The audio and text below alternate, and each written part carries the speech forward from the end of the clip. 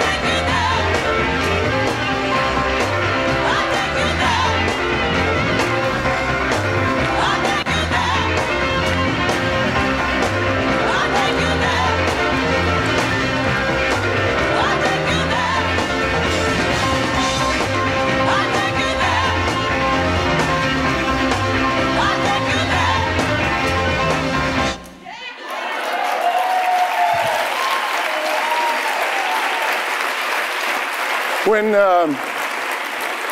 in a few years, when you're being interviewed about how fabulous your life is and how great your career is, and the interviewer says, was there a turning point for you? I want you to say, you know, there was. It was in 2004 at the National Speakers Association Convention. It was in July. Where was it that year? It was in July. So I know it was either in Phoenix or Dallas or Orlando or Palm Desert or Death Valley or Egypt or hell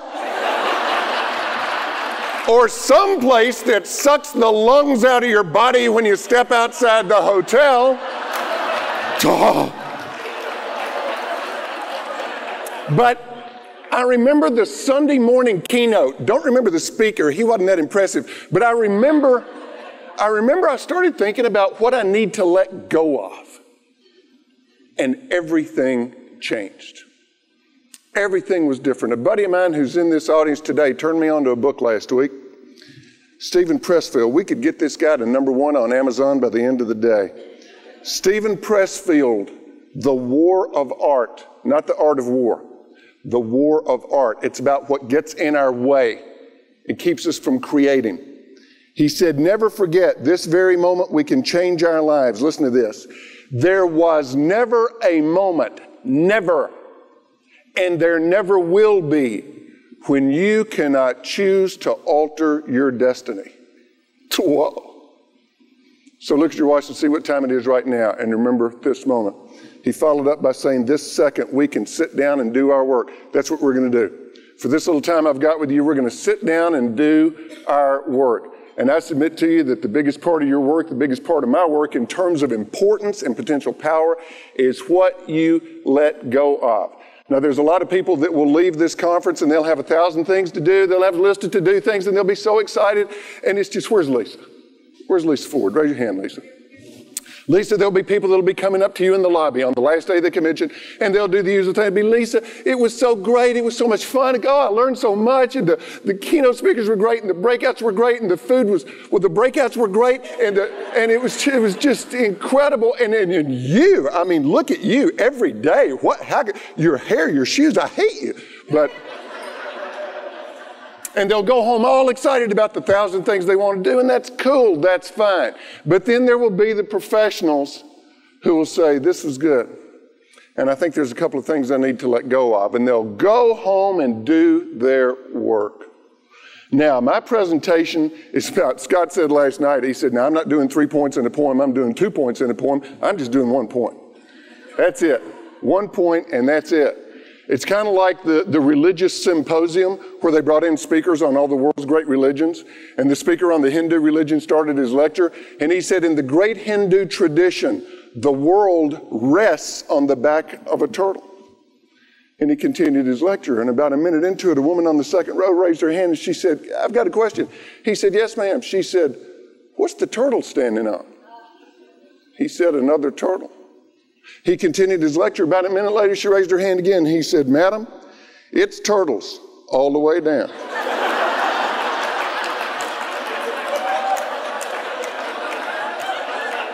My presentation is one idea all the way down. Now, any of you that like to take notes during these things, I'll give you all the notes you need to take right now. You want to write something down, write this down. What do I need to let go of? That's it. That's all we're going to talk about. And I am going to model for you stuff to let go of.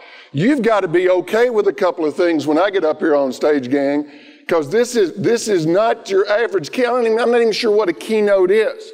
But you're going to have to let go of your notion of what, for example, a keynote is supposed to look like.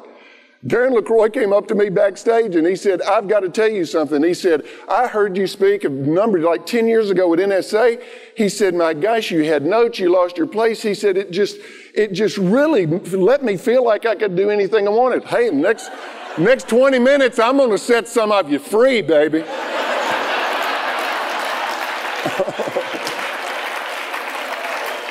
Lisa came up to me this morning. She says, how's your speech looking? I said, you tell me. I swear. She said, it's okay. I've got Tom Winninger ready to go. Good move, darling. See, if you let go, it is perfect that Darren did his thing on falling on your face. 2 speakers yesterday that know me pretty well and both have heard me speak quite a bit. I love this. Jerry, they were talking to me, with me, and one of them said, I've seen you speak so many times, and I've never seen you mess up. And the other one said, how can you tell?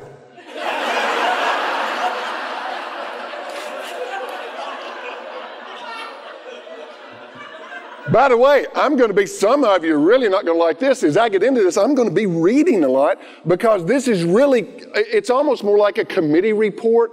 I'm going to report to you what a whole lot of speakers said to me about letting go. I'm going to read what they said. So if you're sitting back there thinking, well, I'm not sure if you should call this a keynote. I mean, look, he's reading a bunch of stuff. Just let it go.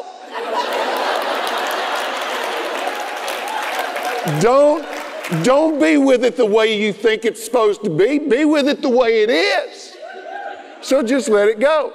Now, the second thing, and this is going to upset some of you are going to have to let go of the way you think a keynote is supposed to end. I have to leave before I finish.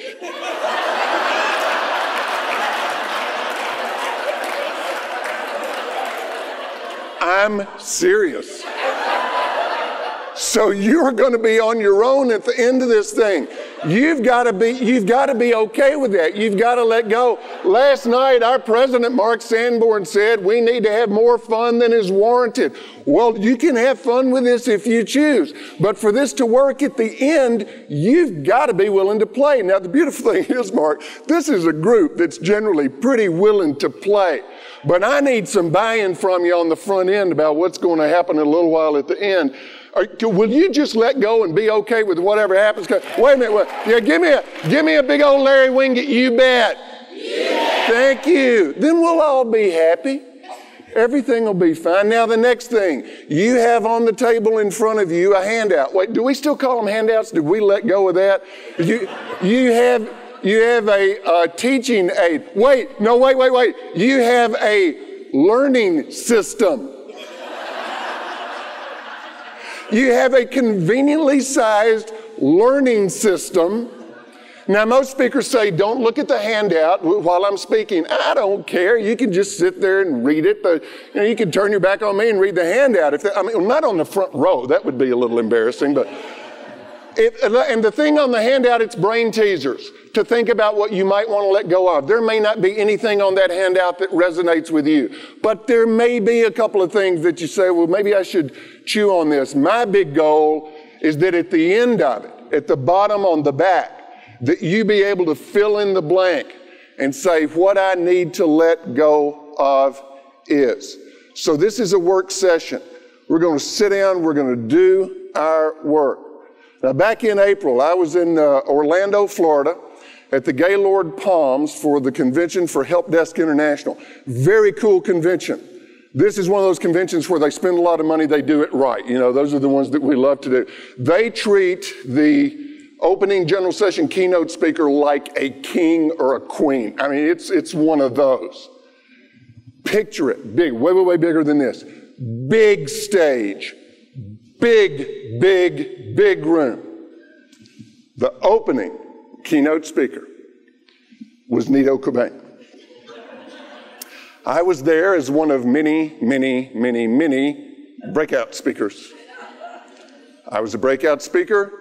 Nito was the opening general session keynote speaker. Basically what that means is that the universe was in perfect order that day.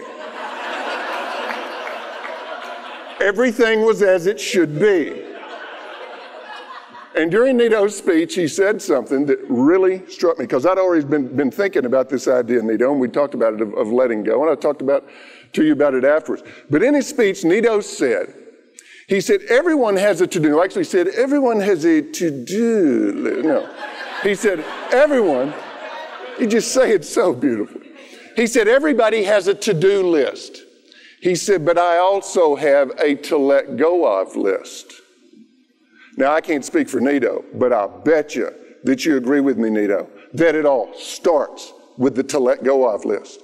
You have to create the space by letting go to embrace whatever it is. You got to create the room. You got to clean out and let go to create the space to bring in whatever will get you, as Darren was just talking about, to the next level. And after he said that, I thought, I don't care what Al Walker says. I think Nito's a pretty smart guy. Now let's all put on our thinking tooth. Most careers, Nito's career. Most career, Nito's careers. Everybody has a to-do list. He has a to let go of list. Hello? This is not theory. Now what we're going to do is we're going to practice some letting go this morning. Peter Drucker, a lot of people say, is the greatest business thinker of our time. He said, success makes obsolete the very behaviors that it created. Wrap your head around that one for a second. Success makes obsolete the very behaviors that it created. Now, we're going to start with a take-home exercise. We're going to go to work now. What I'm about to talk about will apply to probably 70-80% of you, but the rest of you can use something else. I want to talk about something that psychically can be incredibly powerful. Go home and throw some stuff out.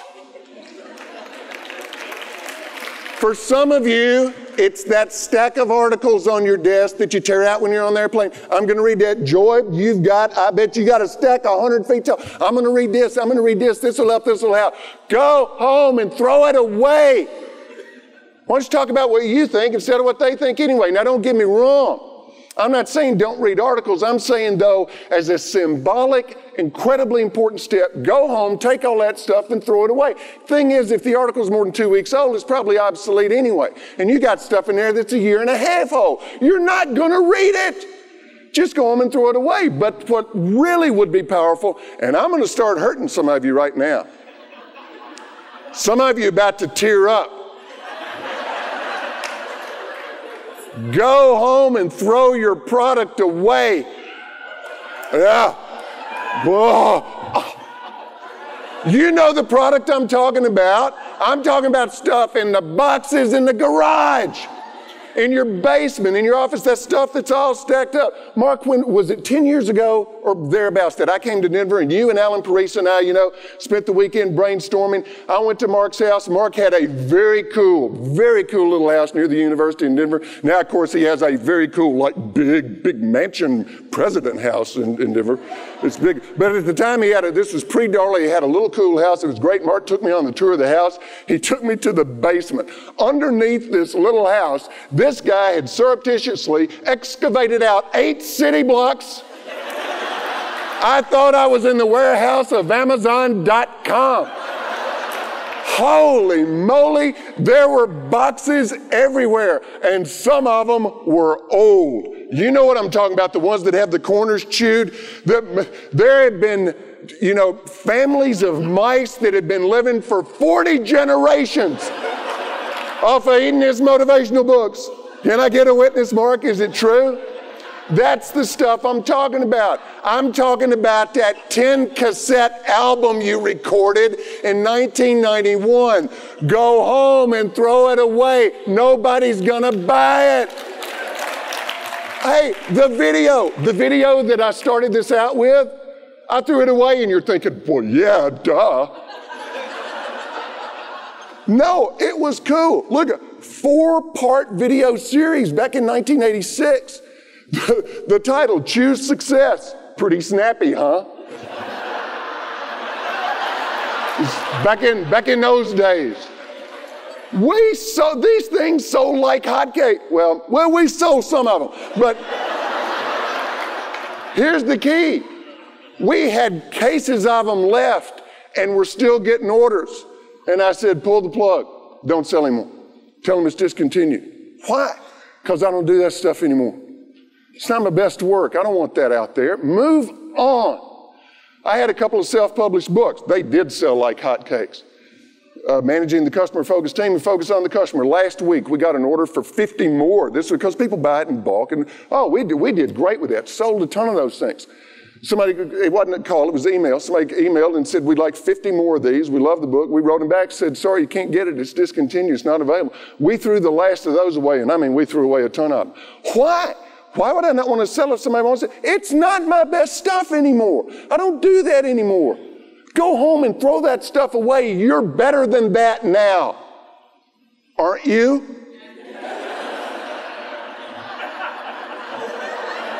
Because if you're not, there's a clue.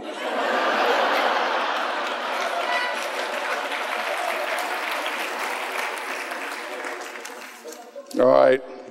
Now I'm really going to hurt you. Peter Drucker also said, show me a successful business. I'll show you a business where people are making courageous decisions. For some of you, it's going to tear you up. You've gotten from here to here in your career. Whatever that means to you, you've gotten from here to here.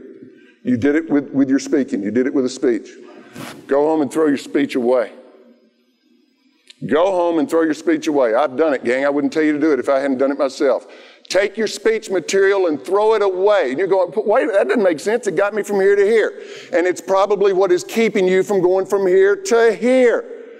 Now, I told you I talked to a lot of people about this. I called Jeffrey Gitomer. For those of you who don't know Jeffrey Gitomer, let me fill you in. He is incredibly successful in this business by any standard.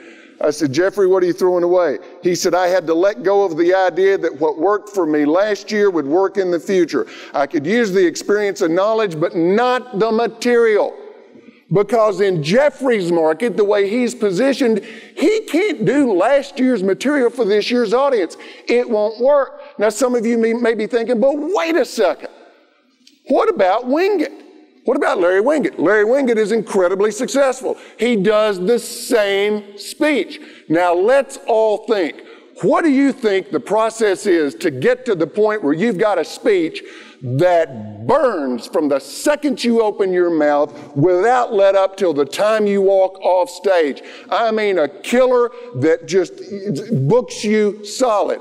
Years and years and years of letting go of the material that doesn't make the cut. This is good, but it's not great. Let it go. This is good, but it's not great. Let it go. And once he got that killer speech nailed, then you know what he let go of? Customizing for anybody, anywhere. He let it go. He doesn't customize. He doesn't personalize. Does it work? Doesn't matter what you or I think. Ask the market. Now, I'm not saying do it like Jeffrey. I'm not saying doing like Larry. I'm saying what do you need to let go of in order to get to the next level? Understand, we're talking about clearing space for the next thing to happen. One of my heroes in this business is a guy named John Alston.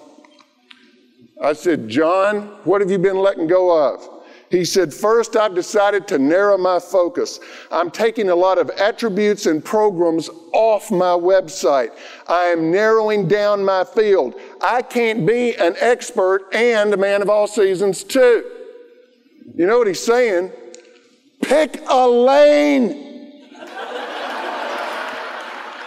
Gang, I've been there. I was one of those speakers when I started out, and I started out actually doing training stuff. But people would call and say, you know, what do you speak on? I'd say, what do you want?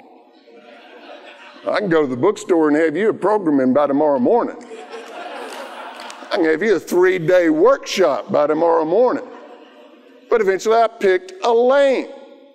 You go and listen, it's an oxymoron to say specializing in and then listing 10 different things. Now, you may want to let go in the other direction. You may want to say, I've been specializing in the same thing for 6 years. I want to try on some other stuff. I want to add a topic every 6 months from now on. Cool. So then let go of being a specialist. I'm not saying which way to go. I'm saying there's something you need to let go of to get you to the next level. I'll tell you a big let go for me. You may want to completely reposition. I have gone through, I mentioned I started out as a trainer, doing corporate training. Then I became a motivational speaker. And for years I was a motivational speaker. I was a good one, gang. I was a darn good motivational speaker. I mean, I made audiences squeal like pigs. They were just blowing stuff out their nose, carrying it. It was just great.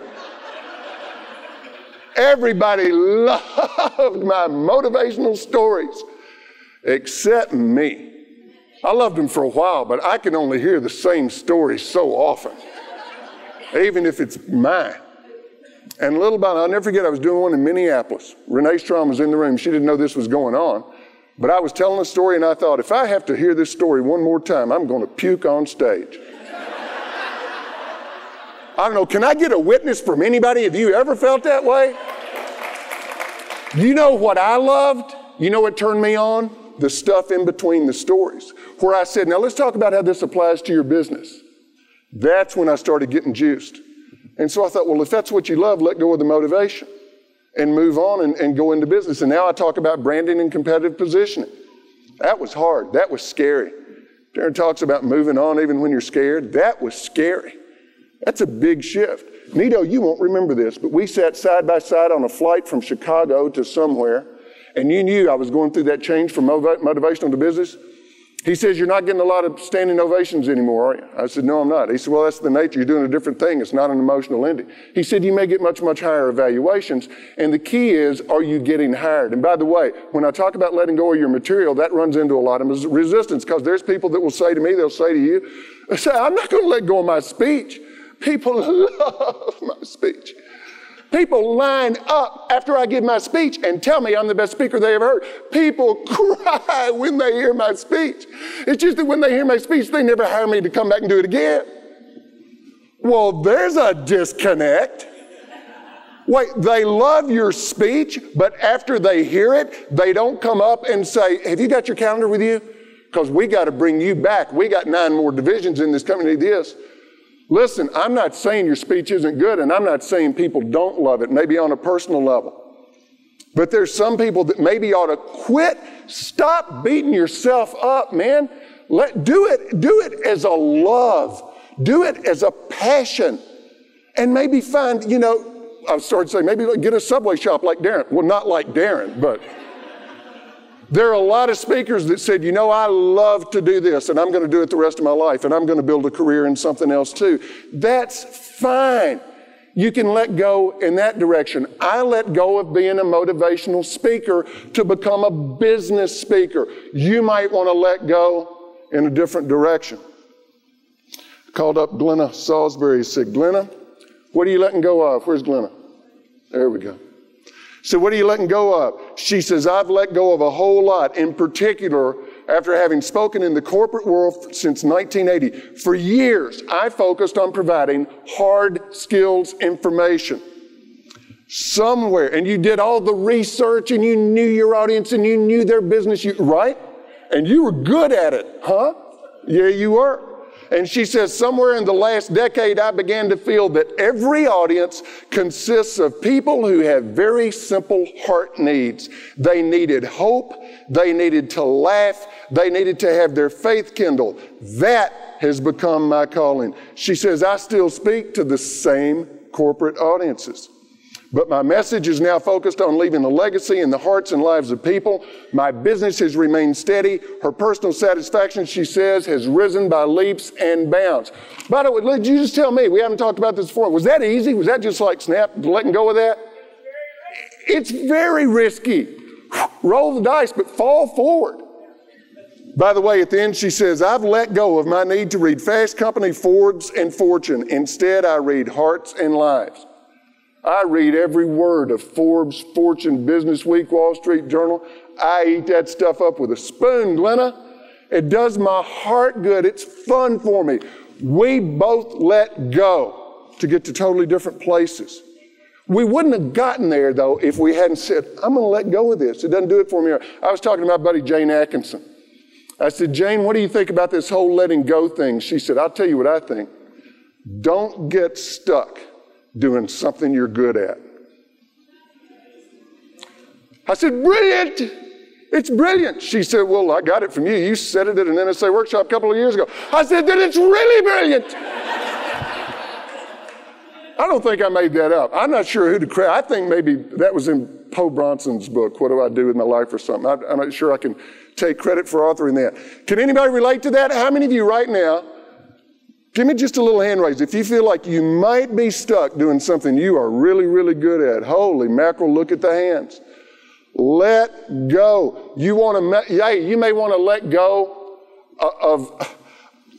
of not only what you're doing, but the way you're doing it. I want to tell you something that Randy Pennington said, because Randy really nailed it. There's going to be a lot of talk at this convention. Lisa, there's a lot going on about speakers and how they have new models for their business. And there's going to be a lot about that in this convention. Listen up.